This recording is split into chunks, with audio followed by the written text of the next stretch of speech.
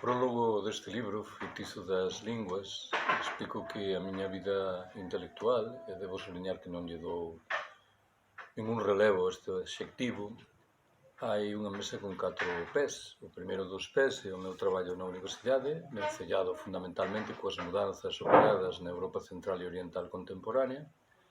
O segundo é o meu activismo político, que me ten conducido a cuestionar o capitalismo contemporáneo, as súas reglas, a globalización, o crecemento, e a defender perspectivas de apoio mutuo e autoxestión. O terceiro son os libros, e non falo dos meus, senón do libro como un obxecto desde o meu punto de vista maravilloso. E o cuarto e último son as linguas. Ás veces encontro xentes que pensan que eu son un poliglota, que teño coñecementos profundísimos de linguas. Non é verdade. O que son é unha persoa curiosa que procurou achegarse ás linguas en momentos moi diferentes.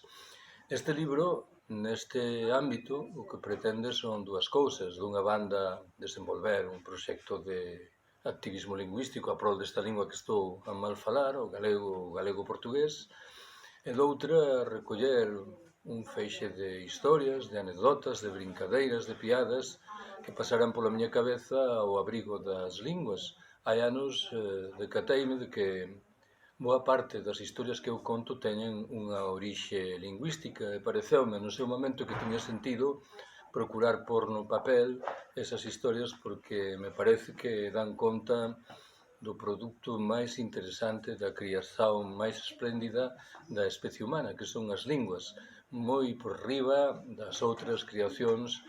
Neste caso, permitiran, por exemplo, inventar o pretérito máis que perfeito de conxuntivo ou 90 consonantes en determinadas linguas, algo que me parece que obriga a sentir curiosidade e a chamar a atención sobre cal é o criterio vital daquelas persoas que consideran que non hai ningún problema cando unha lingua está en risco de desaparecer.